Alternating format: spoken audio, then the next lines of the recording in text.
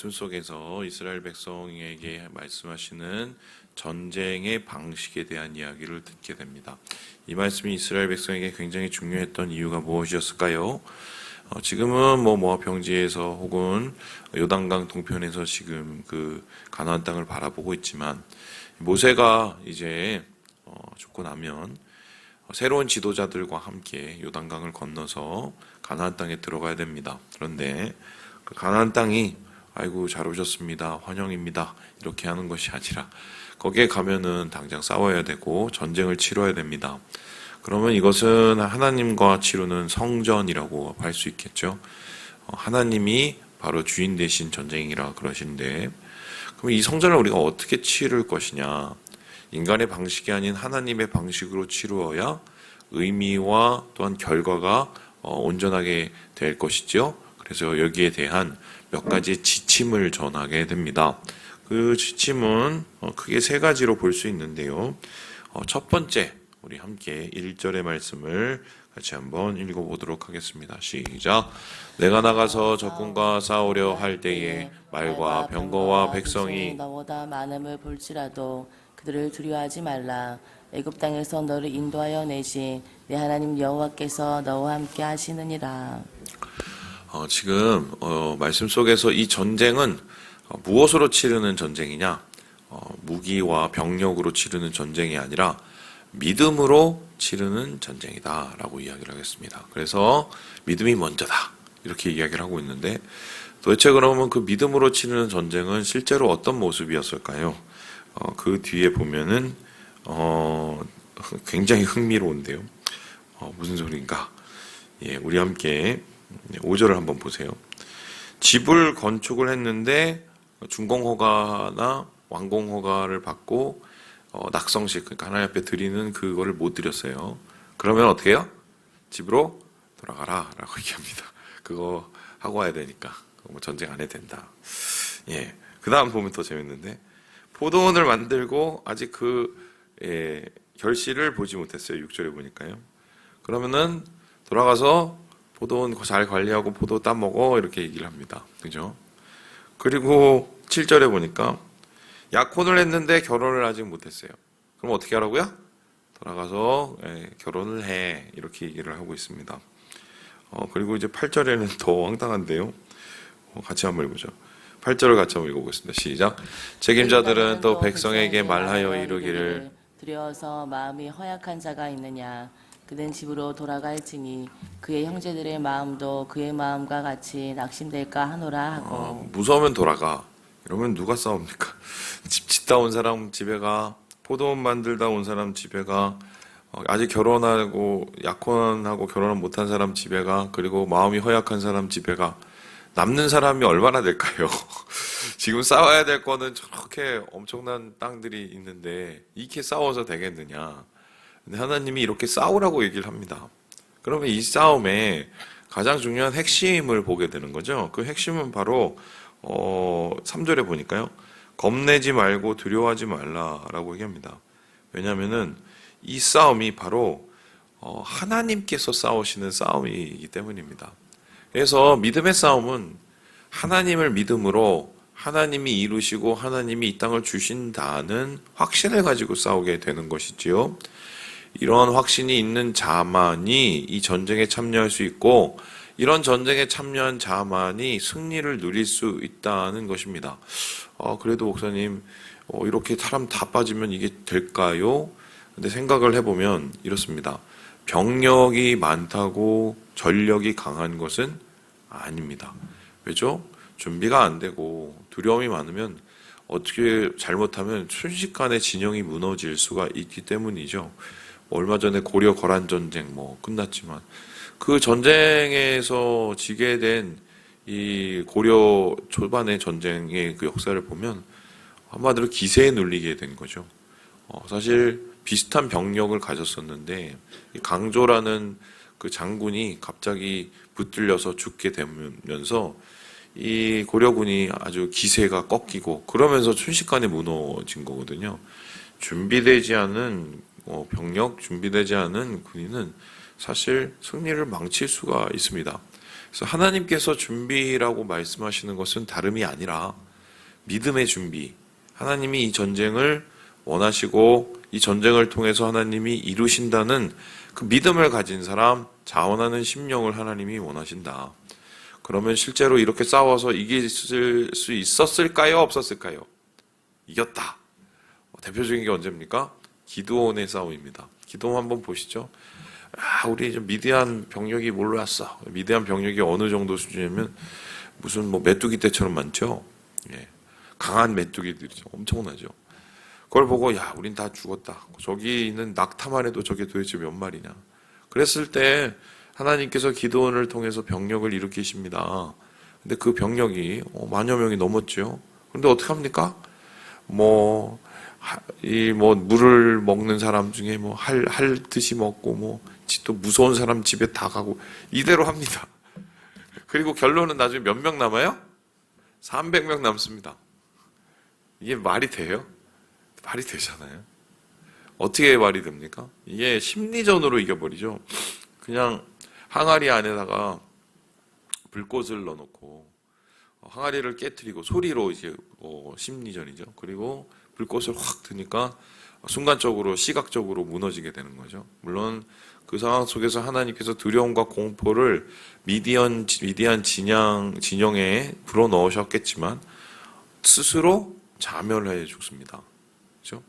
이런 모습들을 보면 주님의 전쟁은 하나님이 하시고 허락하신다는 그것만 확신하면 믿음으로 치러야 된다는 것을 그 기준을 우리가 오늘 말씀 속에서 첫 번째 보게 됩니다.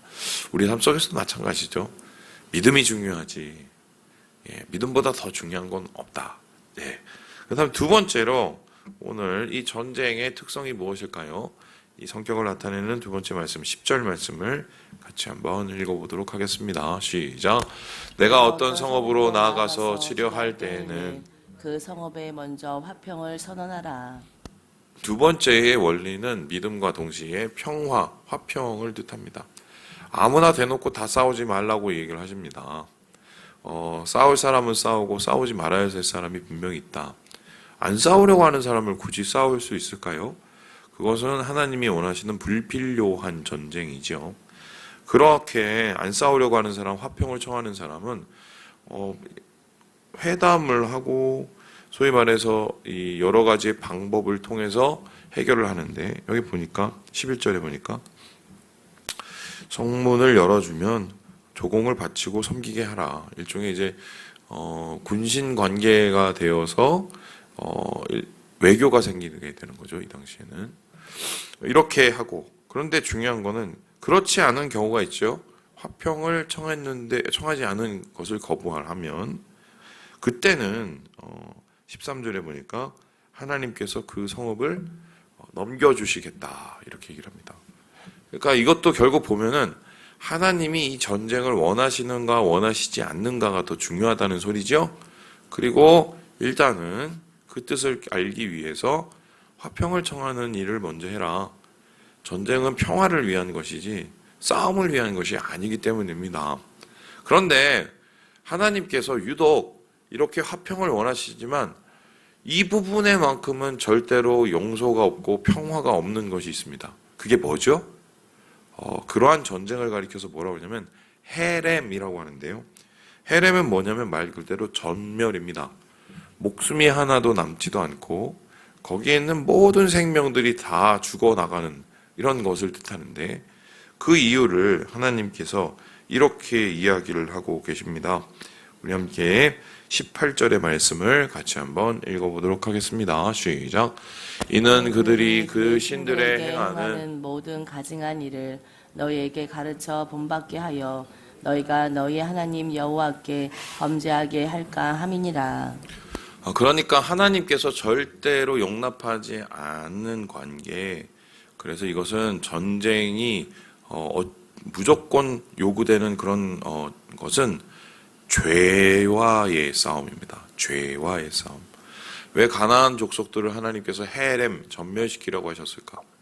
이후에 이스라엘 역사를 보면은 이해가 되죠. 이스라엘 백성이 스스로 싸워서 망했습니까? 아니면은 가나안 족속과 동화되어서 망했습니까? 어떻게 됐어요? 동화되었죠. 그들의 문화 속에 들어가고 그 문화에는 이방신이 있었고 그 우상을 섬기다가 이스라엘 백성이 스스로 자멸한 셈인 것입니다. 그래서 하나님께서는 미리 너희를 해치는 죄와의 거리를 멀게 하고 죄는 동에서 서가 먼 것 같이 절대로 가까이 두어서는 안 된다. 그러면 우리의 싸움은 믿음의 싸움이자 동시에 죄와의 싸움이죠. 그래서 이에 대한 완전한 이 전멸을 원하시는 헤렘의 전쟁이 오늘 이에 나타나고 있는 것입니다. 그렇다면 이제 마지막으로 오늘 이 전쟁에 나타난 하나님의 전쟁의 특징과 원리는 무엇일까요? 우리 함께 19절의 말씀을 읽고 마무리해 보도록 하겠습니다. 시작. 너희가 어떤 성읍을 오랫동안 에워싸고 그 성읍을 쳐서 점령하려 할 때에도 도끼를 둘러 그곳의 나무를 찍어내지 말라. 이는 너희가 먹을 것이 될 것임이니 찍지 말라. 들의 수목이 사람이냐 너희가 어찌 그것을 에워싸겠느냐. 생명이 원리라는 것입니다. 이 고대의 전쟁을 보면은 잔인한 전쟁 중에 이런 게 있어요. 아예 그 마을에 들어가서 아예 쑥대밭을 만들고 그 마을에 있는 모든 것을 완전히 엉망진창으로 다 태워버리고 다 베어버리고 이런 일들이 있습니다. 왜 이런 일들을 하냐? 잔혹함을 보여주려고 하는 거죠. 이 잔혹함을 보여주려고 하는 전쟁 방식의 이유는 무엇입니까? 이러한 잔혹한, 저 옆마을 완전히 쑥대밭이 됐대. 완전히 저 옆마을에 무슨 풀 한 포기도 안 남았대. 모든 게 다 불타버렸대. 이게 한 지역, 한 마을에서 끝나는 게 아니라 어떻게 해요?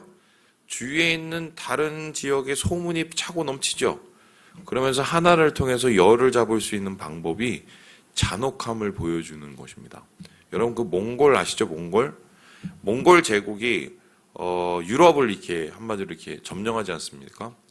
어떻게 유럽의 제국을 점령했는지 아십니까? 우리가 되게 놀라는데 유럽은 이제 성벽이 높잖아요. 그 성벽이 높으면은 성벽을 치러 갈 때 위해서는 수성과 공성이 싸우죠. 공격하는 사람과 수비하는 사람. 근데 보통 이 수비하는 이 측면에선 공격하는 병력의 10분의 1만 있어도 이길 가능성이 있다고 얘기합니다. 왜냐하면 그들이 가지고 있는 성 자체가 그렇게 주요한 이 병력이 하고 만든 전력이 되기 때문이죠.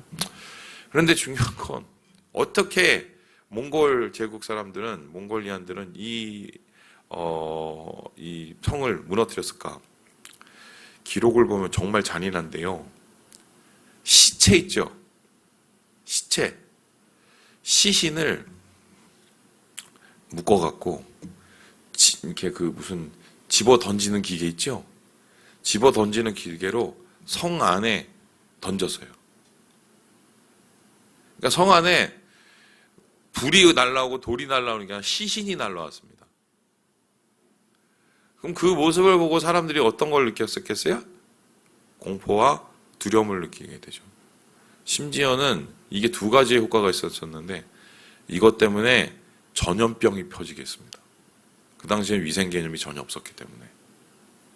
그러니까 이러한 완전히 잔혹한 방식을 통해서 자기에게 복종하지 않는 마을을 완전히 쑥대밭으로 만드는 이런 전쟁 방식이 소위 말해서 이 칭기스칸과 몽골 제국에 완전히 두려움을 주게 만들고 그리고는 순식간에 사람들이 이렇게 무너지게 만든 심리전의 달인이었어요. 기마전과 동시에. 그런데 하나님께서는 지금 이런 일들을 이스라엘 백성에게 요구를 하지 않으셨습니다. 땅을 점령하는 게 목적이 아니라서 그러죠. 이스라엘 백성에게 원하시는 것은 하나님이 그 사람들이 굉장히 부강하게 되고 강력해져서 주변에 있는 나라들을 다 때려잡고 휘어잡고 그리고 못 살게 구는 그런 제국이 되기 원하신 게 아니에요. 하나님이 원하신 이스라엘의 나라는 제한된 나라예요. 아브라함에게 주셨던 그 땅을 주님께서 다시 확인하셔서 주는 것입니다. 그러면 하나님이 이스라엘 통해서 하고 싶었던 것은 정복의 역사가 아니라 이거는 일종의 선교의 역사예요. 이스라엘 백성을 온전한 나라로 만들어서 그 땅 속에서 거룩을 이루어 나갈 때 그 거룩이 주위에 있는 나라들에게 영향력을 줘서 하나님께 영광을 돌리게 만드는 정복이 아니라 선교였습니다. 그렇기 때문에 하나님께서는 이 땅 가운데서 싸움이 이루어질 때에도 나무 한 뿌리라도 헛되이 이 희생시키지 말라라고 얘기를 하시면서 생명을 강조하게 되는 것이죠. 자, 그렇다면 오늘 말씀 속에서 우리가 보게 되는 교훈이 무엇입니까? 우리의 삶이 지금 전쟁이지요. 예. 지금 바깥에는 막 여와 야가 전쟁을 하고 있지만 그런 전쟁 말고, 또 바다 건너서는 중국과 미국이 막 전쟁을 하고 있지만 그런 전쟁 말고, 저기 지구 반대쪽에는 무슨 이스라엘과 하마스 혹은 우크라이나와 러시아가 전쟁을 하고 있지만 그 직접적인 그런 전쟁 말고, 우리의 삶이 전쟁인 것은 무엇입니까? 우리는 지금 영적인 전쟁을 싸우고 있지요? 바로 우리의 믿음을 무너뜨리려는 모든 고난과 역경과 우리의 주위에 있는 도전들을, 유혹들을 우리는 지금 싸우고 있습니다. 그 전쟁을 우리가 이기기 위해서, 또 그 전쟁의 목적은 무엇인가? 믿음으로 싸우는 전쟁이요. 그죠? 우리가 평화를 이루기 위한 전쟁. 하나님이 다스리심이죠, 평화는. 그리고 우리의 생명을 살리고, 주위에 있는 생명을 살리기 위한 전쟁이라는. 여러분, 이걸 기억하시고, 오늘 주님 안에서 승리함과 함께 주님의 은혜를 누리시는 우리 3일 가족 되시길 주님의 이름으로 축원합니다.